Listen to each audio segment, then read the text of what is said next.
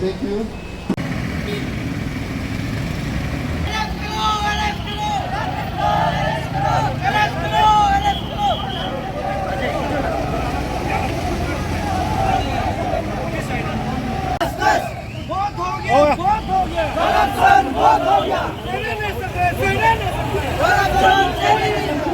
नमस्कार सभी को, आप सबका स्वागत है अरुणाचल टुडे न्यूज़ चैनल में। इस वक्त हम आए हुए हैं tennis court IG park Itanagar पे।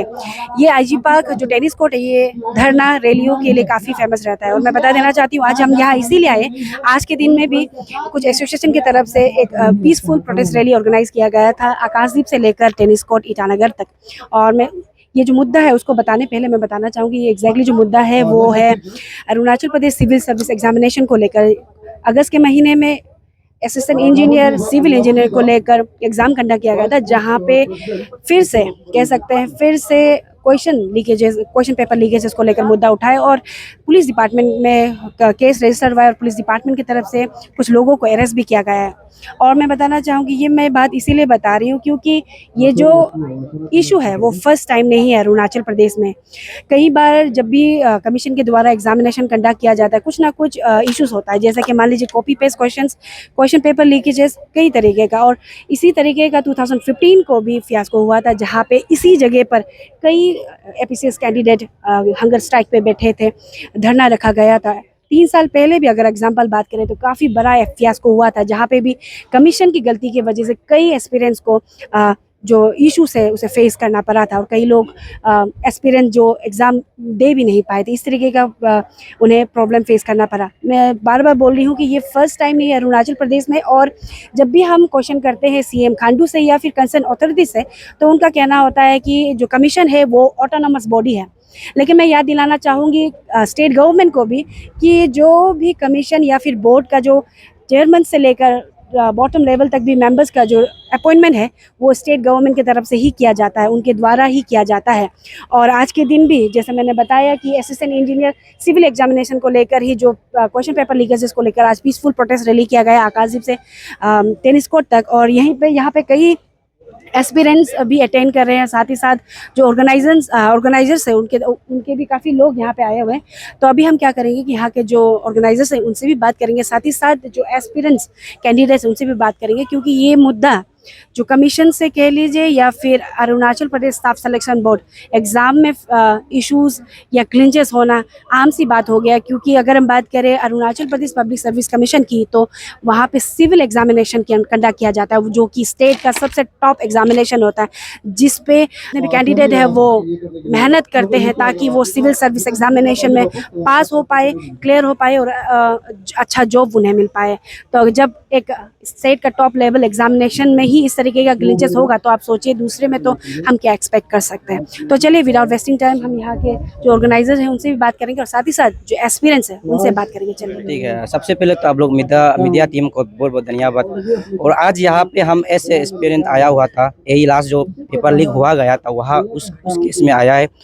और यहाँ पे सबसे पहले तो एंटी करप्शन अरुणाचल ने इसको मेन मुद्दा करके लिया, बहुत अच्छा है। ये एक करप्शन फील्ड था। तो हम लोग जो हमने जो सबसे पहले तो मैं बताऊंगा कि मैं कोचिंग देता हुआ था इंस्टीट्यूट में 6 महीना, तो इस स्पेशल इसके लिए था। और वहाँ पे क्या हो गया था कि प्रिडिक्शन का जब यह बात हो रहा है तो कुछ भी प्रिडिक्शन वहाँ से टीचर से नहीं आया है, प्रीलिम्स में भी नहीं आया था।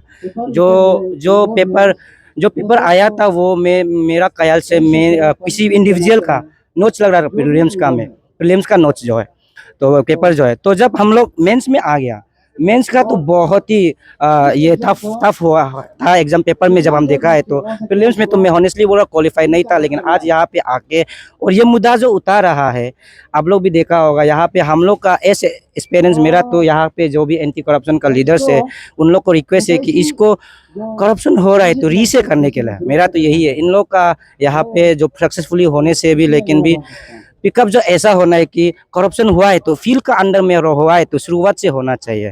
तो मेंस में पकड़ा गया है, यानी कि मेंस से सिर्फ नहीं होना चाहिए। मेरा ऐसे एक्सपीरियंस, हम बहुत रिक्वेस्ट कर रहे हैं, यहाँ से लीडर से भी रिक्वेस्ट कर रहे हैं और मीडिया फितरती से भी मेरा ये रिक्वेस्ट है कि आप लोग इसको पहुंचा दीजिए पब्लिक तक, क्योंकि यहाँ पे मेंस का सिर्फ री एग्जाम होने का बात कर रहा है। पेपर लीक मेंस में हुआ है, इसका मतलब सिर्फ मेंस से शुरू नहीं होना है। पेपर लीक मेंस में हुआ है तो स्पेशली प्रीलिम से भी हुआ है, प्रीलिम से हुआ है। प्रीलिम्स का क्वेश्चन पेपर एक इंडिविजुअल का नोट जैसा ही था। मैं आप लोग को साफ साफ मीडिया में बोल रहा हूँ, आप लोग प्लीज सपोर्ट कीजिए और इसको रिकंडक्ट करने के लिए, एकदम शुरू से रिकंडक्ट करने के लिए। और यहाँ का जो, क्योंकि अभी री होने से उन लोग कल को भी ओवरटेक नहीं करेगा। नहीं तो आज मेंस में सिर्फ पकड़ा है, मेंस से शुरू किया है बोलने से क्या होगा कि करप्शन करने वाला वही से कंटिन्यू होता है बोलकर इजी हो जाएगा।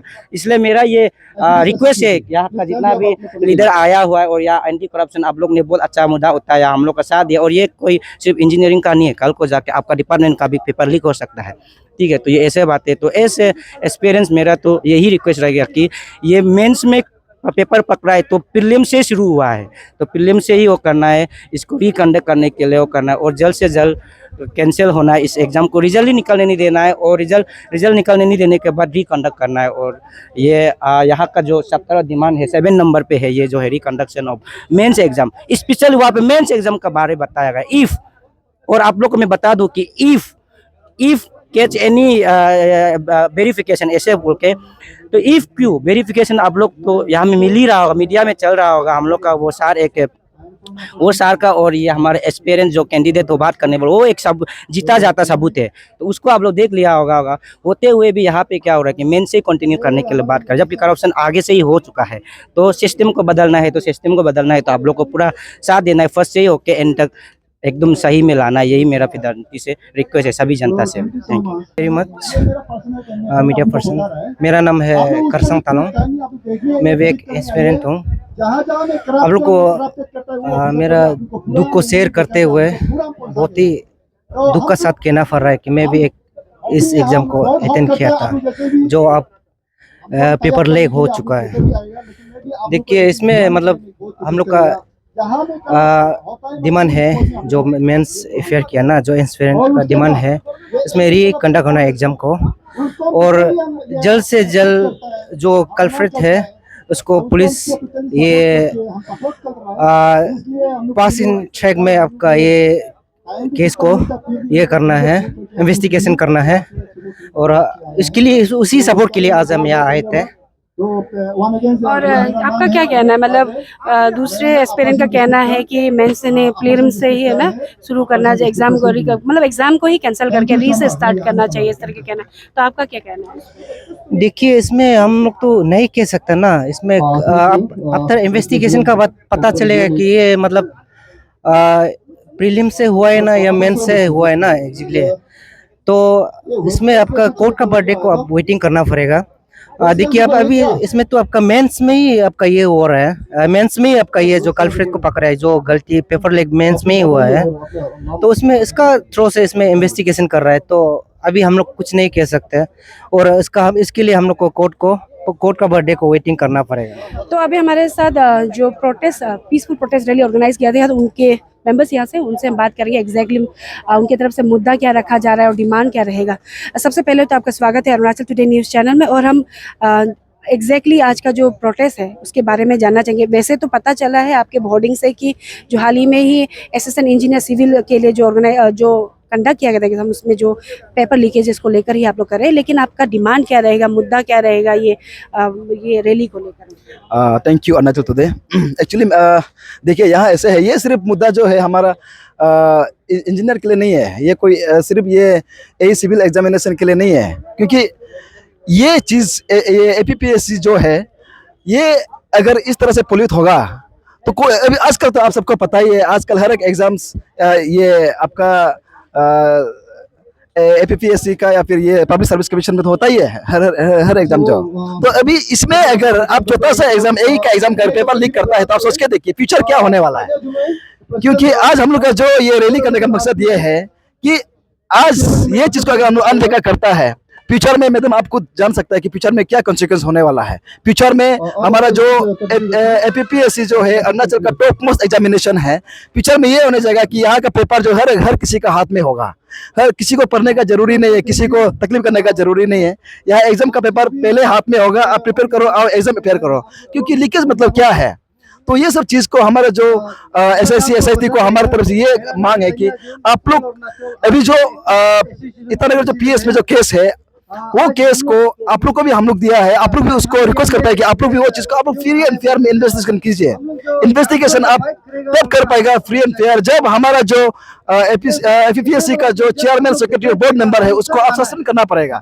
सस्पेंड करके उसके बाद आप फ्री एंड फेयर फ्री स्तर में चेक कीजिए, आप इन्वेस्टिगेशन कीजिए। उसके बाद अगर इसमें कोई भी कल्पित, अभी जो दो आदमी जो अरेस्ट किया है, ये फाइनल नहीं है, ये तो एक मोहरा है। ये एक जस्ट हमारा जो चेयरमैन बोला, ये एक आई वॉश है पब्लिक के सामने में, ये तो एक मोहरा था। उसका पीछे में मास्टरमाइंड है, उसका पीछे में कोई है जो हमारा हजारों स्टूडेंट का फ्यूचर खराब करने जा रहा है। उसका एक्चुअली बोलने से जो या इसका पीछे में जो है मास्टरमाइंड है, सीधा बोलता हूं मैं, ये आपका बाप का जागीर नहीं है जो आप मन मर्जी करेगा। यहाँ में जिस दिन आपको पकड़ेगा, याद रखो, हमारा टीम जो है आपको हाथ पांव बंद के 15 दिन दिसंबर का 31 रात का 12 बजे आपको परे नदी में, ज्यादा नहीं 12 घंटा आपको सिर्फ अंदर में रखेगा, सिर्फ मता बाहर निकाल के।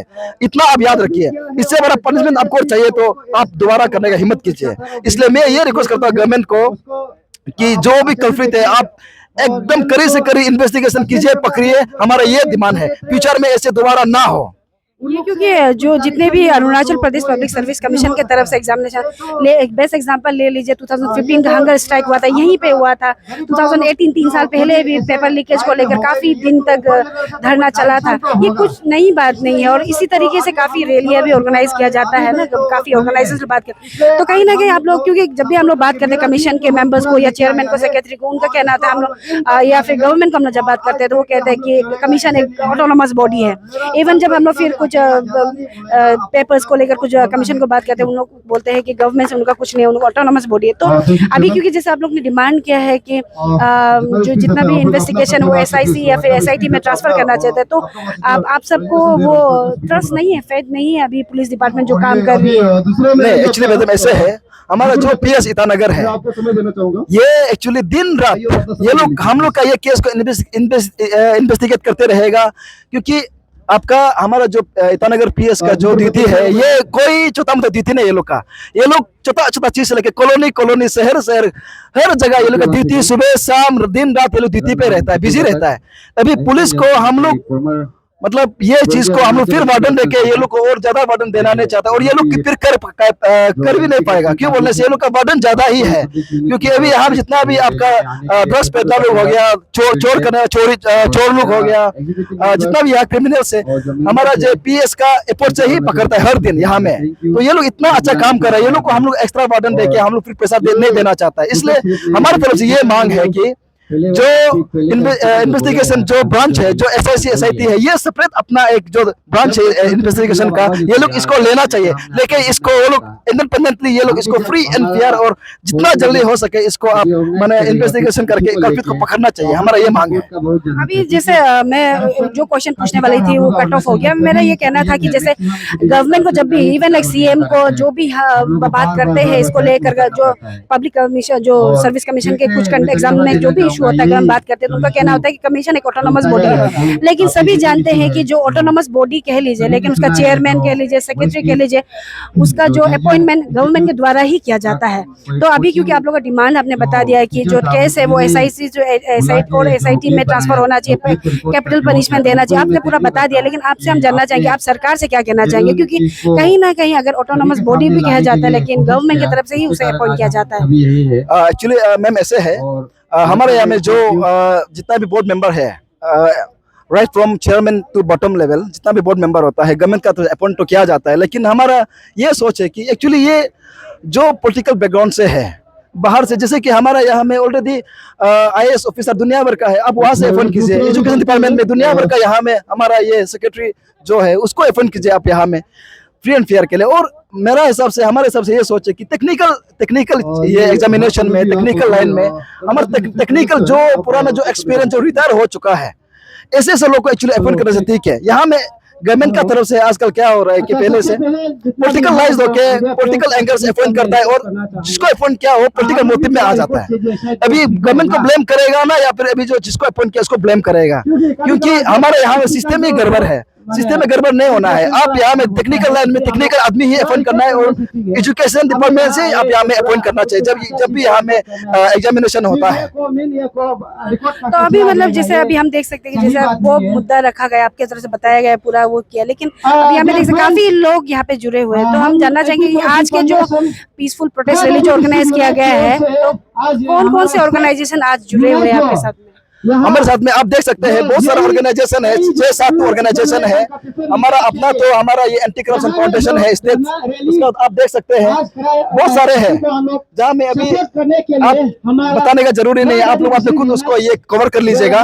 तो हमारे यहाँ में सॉलिडरिटी सपोर्ट बहुत सारा ऑर्गेनाइजेशन मिला है, पब्लिक से भी मिल रहा है हमारा। तो जितना भी यहाँ ऑर्गेनाइजेशन, जितना भी आप इंडिविजुअली जो सपोर्ट हमें दे रहे हैं, थैंक यू सो मच। और मैं इतना कहना चाहूंगा, being as an vice chairman of this issue rally का, मैं ये कहना चाहूंगा कि कोई भी ऑर्गेनाइजेशन, कोई भी इंडिविजुअल हो, फ्यूचर में जाके करप्शन का अगेंस्ट और ये इशू अभी जो उतारे, ये इशू को लेके आप लोग स्टैंड लीजिए, हम लोग हमेशा साथ देगा। हम लोग आज पहला स्टेप को लिया है, दूसरा तीसरा स्टेप आप लोग लीजिए, हम लोग हमेशा साथ में रहेगा। और मैं ये अपील करना चाहता हूँ कि इसी तरह जितना भी ऑर्गेनाइजेशन आज आए हैं, जितना भी लोग हमें सपोर्ट कर रहे हैं, और जो लोग हमें देख रहे हैं अभी भी, प्लीज आप लोग भी हमें आगे से इसी तरह से सपोर्ट करते रहिएगा। हम लोग पीछे नहीं हटेगा, चाहे कुछ भी हो जाए, हम लोग पीछे नहीं हटेगा, ये हमारा वादा है। देने के लिए कोई नेता नहीं सोचता है।